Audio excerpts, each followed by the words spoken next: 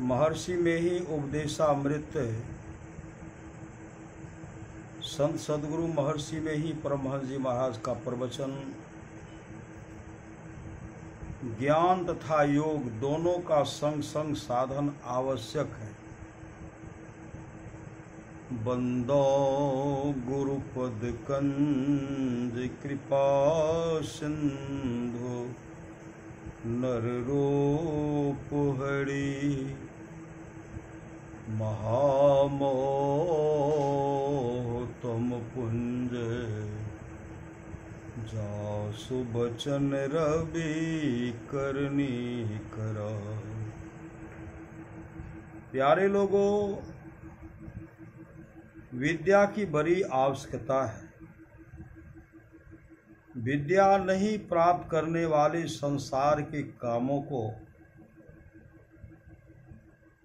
ठीक ठीक नहीं कर सकते और न वे परमार्थ के कामों को कर सकते हैं, क्योंकि विद्या ही जानने की शक्ति है। क्योंकि विद्या ही जानने की शक्ति है। विद्या कर्तव्य को जना देती है। विद्या नहीं रहे तो यह जानना नहीं हो सकता। विद्या का अर्थ भी जानना ही है। जो उसको अपनाता है वह जानकार हो जाता है, जो नहीं अपनाता वह जानकार नहीं होता। विद्या शब्दमयी है। कोई कुछ जानता है तो शब्द के द्वारा ही। मन में भी कुछ जानता है तो मनोमय शब्द होता है। इसलिए विद्या पाने के लिए शब्द, उसके प्रयोग और उसके अर्थों को जानना पड़ता है। संसार में जितने विद्यालय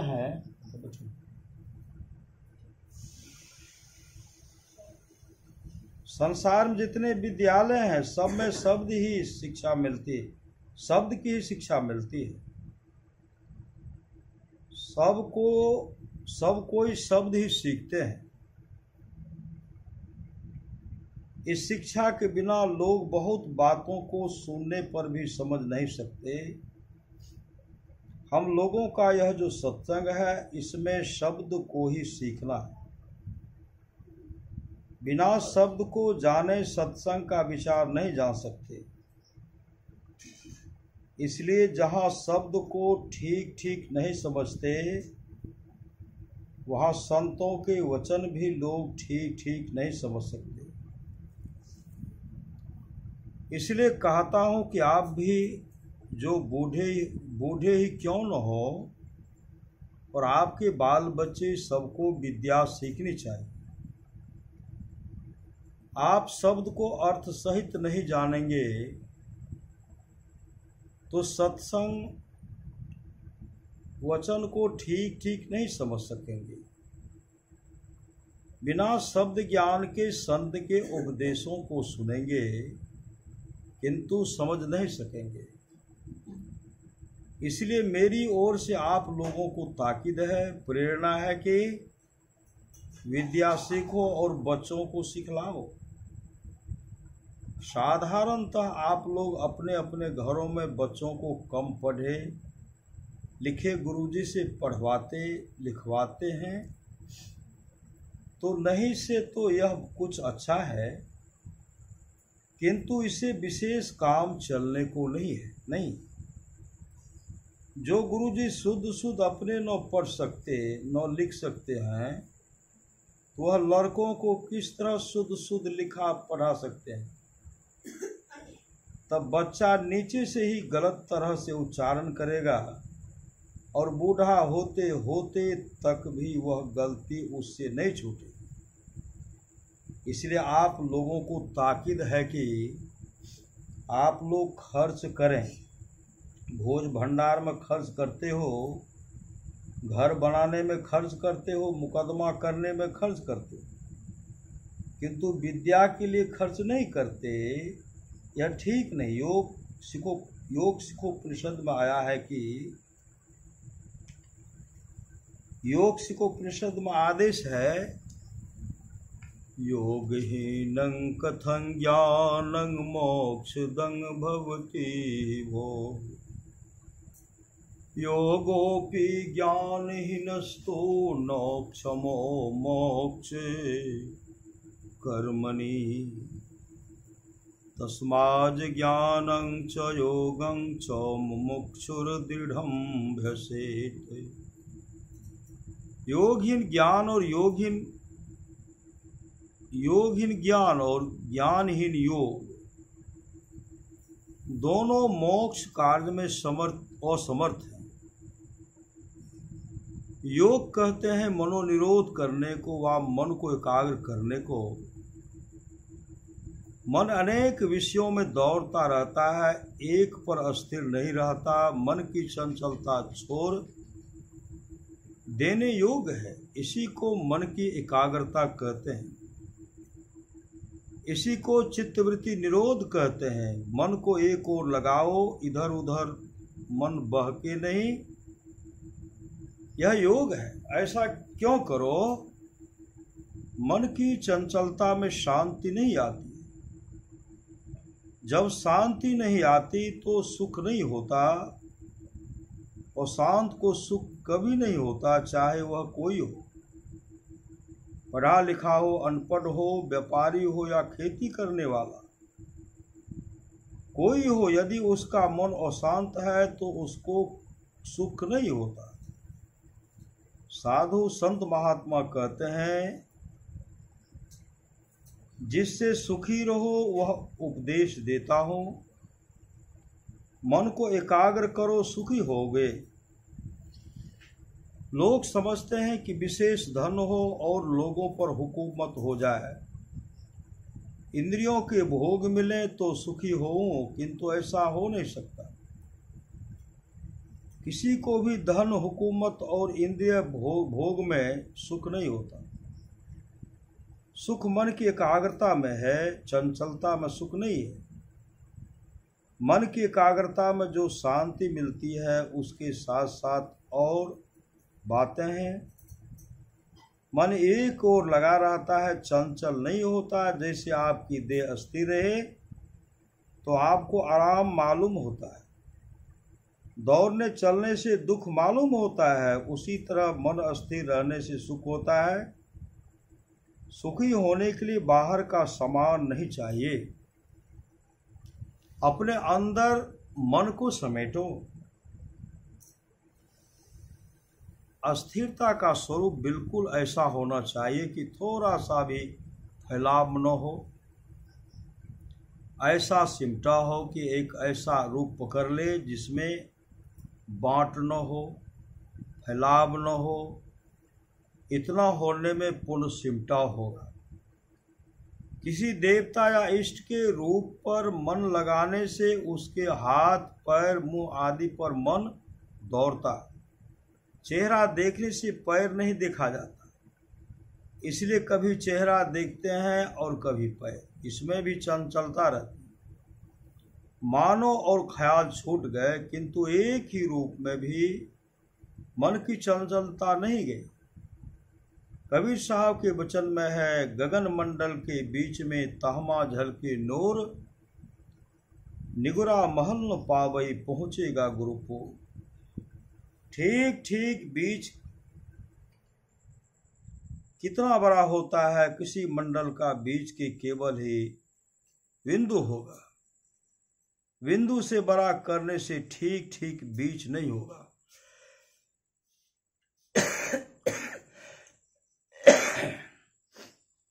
वह किसी और विशेष और किसी और कम होगा, किंतु छोटे से छोटा चिन्ह बिंदु है, उसमें फैलाव नहीं है।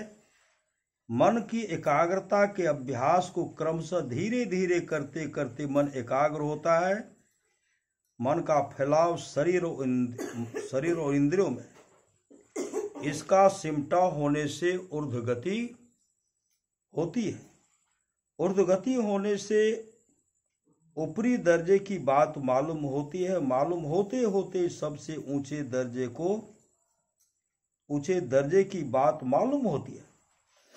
बढ़ते बढ़ते वहां तक जाता है जिसके आगे और कुछ नहीं है, वही परमात्मा है। संसार में तो एक पदार्थ के ऊपर दूसरा और फिर उस पर तीसरा होता है, किंतु परमात्मा के ऊपर कुछ नहीं है। योग में एकाग्रता होती है, शांति होती है, ऊर्ध्वगति होती है। ऊर्ध्वगति में परमात्मा की प्राप्ति होती है और इसी में मुक्ति होती है। शांति, मुक्ति और परमात्मा की प्राप्ति योग में है। उस उपनिषद में फिर कहा गया है कि योग और ज्ञान दोनों सीखो, एक के बिना दूसरा अपूर्ण है। ज्ञान कहते जानने को, कोई बिना जाने कुछ करेगा तो वह जो नहीं लेने का वह भी ले लेगा। ऊर्ध्वगति में साधक ऊपर उड़ता है, प्रत्येक मंडल में उस मंडल के अनुकूल उसको शांति मिलती है। यदि नीचे दर्जे में ही फंसकर रह जाए तो परमात्मा की प्राप्ति नहीं हो सकती। इसीलिए ज्ञान सीखने को कहा। गुरु महाराज ने कहा है सत्संग करो, उसमें ज्ञान की शिक्षा होगी। फिर कोई केवल ज्ञान में लगे, योग नहीं करे तो प्राप्त वस्तु प्राप्त नहीं होगी। जैसे केवल आम आम कहने से न तो आम मिलता है और न उसका स्वाद या मजा ही। ज्ञान दो तरह के होते हैं, परोक्ष और अपरोक्ष। इसलिए ज्ञान और योग दोनों का अभ्यास नित्य करना चाहिए। सत्संग से ज्ञान का साधन होता है, यह थोड़ी देर सबको करना चाहिए। जैसे भांग पीने से नशा होता है, उस नशे में जब तक कोई रहता है, नशे में रहने से जो करना चाहिए वही वह करता है। उसी प्रकार सत्संग वचन मन में रहने से सत्संग में जो काम होना चाहिए वह काम होगा। इस सत्संग वचन का नशा छूटने से वह अपकर्म भी करने लगता है, किंतु जो सत्संग वचन के नशे में रहता है उससे अपकर्म नहीं होता। योग तीनों काल करे। हम लोगों के यहाँ त्रैकाल संध्या प्रसिद्ध है। भोर में, दिन में स्नान के बाद और फिर संध्या काल। संध्या का अर्थ है संधि करना, परमात्मा की ओर अपने वृत्ति को जोड़ना, मेल करना संध्या है। इसी में एकाग्रता है। इसका यत्न जाने और तरकाल संध्या करें, तब बढ़ते बढ़ते बढ़ेगा। योग अभ्यास करने में डरना नहीं चाहिए। किसके लिए घर छोड़ना पड़ेगा या अतरी धोनी पड़ेगी। अतरी को धोना तो कम खाना है, कम खाइए, आलस नहीं आवेगा।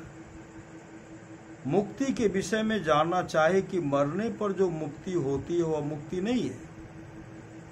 जीवन काल में ही मुक्ति हो जाए, जैसे लवण समुद्र में घोलकर एक हो जाता है, उसी प्रकार परमात्मा से मिलकर एक हो जाओ, वही मुक्ति है। किसी लोक, ब्रह्मलोक, विष्णु लोक या शिव लोक में जाना असल में मुक्ति नहीं है।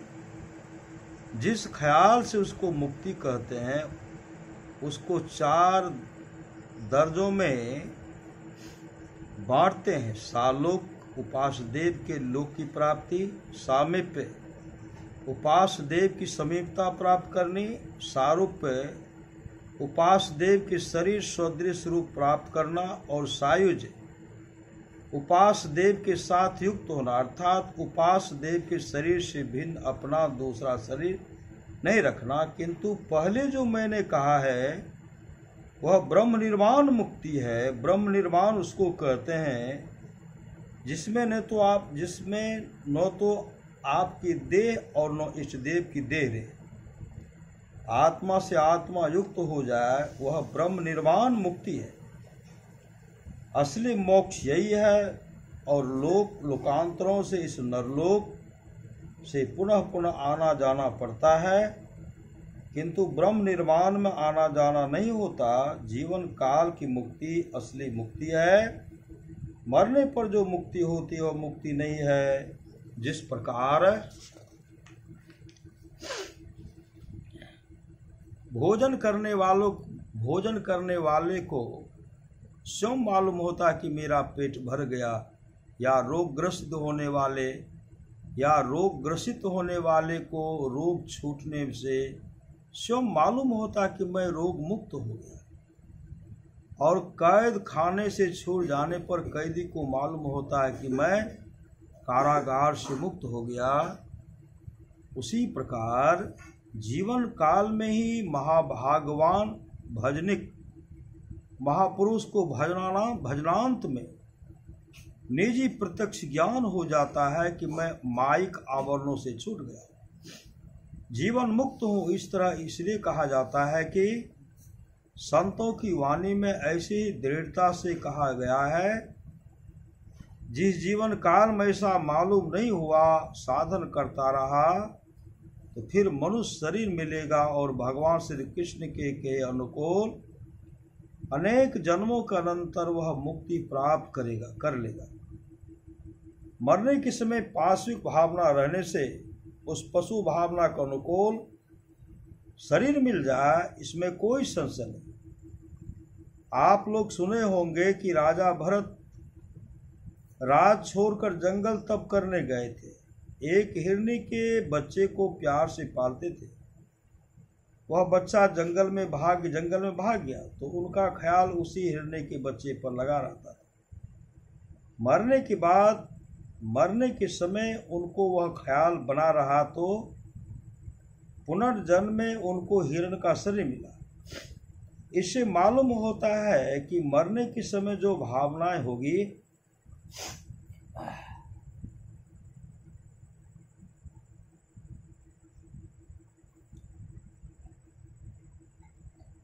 इससे मालूम होता है कि मरने के समय जो भावना होगी उसी के अनुकूल शरीर होगा।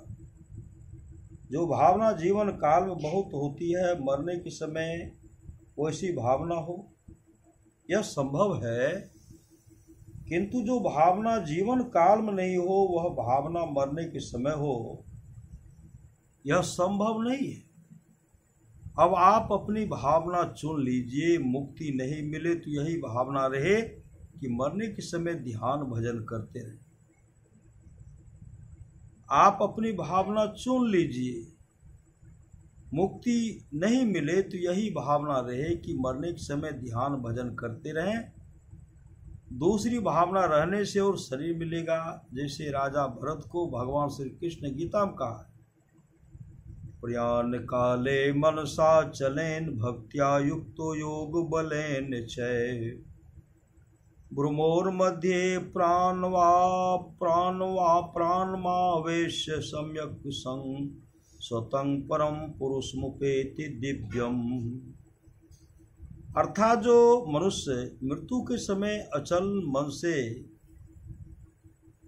भक्ति से सराबोर होकर और योग बल से भृकुटी के बीच में अच्छी तरह प्राण को स्थापित करता है, वह दिव्य परम पुरुष को पाता है। इसके पहले भगवान ने कहा है, कविं पुराण मनुशासितारं नो न्यासमनो स्मृध्य सर्वसधातारं चिन्त्य रूपमादित्यवर्णं तमसः परस्तात्। कहकर बिंदु रूप का वर्णन किया और कहा कि जो अंधकार के पार में आदित्य वर्ण का अनुरूप है, अर्थात बिंदु रूप है, उसका ध्यान करो। यह परमात्मा की दिव्य माया है, किंतु इस दिव्य माया रूप का उपासक स्थूल माया से ऊपर उठा रहेगा। इसका साधन बराबर कीजिए कि मरने के समय इसी तरह मन फिरे, नहीं तो विशेष दुर्गति होगी। मरने के समय आपकी पवित्र भावना हो। मनुष्य देह पाने से भी वह मनुष्य शरीर मिले, इसमें अध्यात्म ज्ञान मिले। बिना अध्यात्म ज्ञान जाने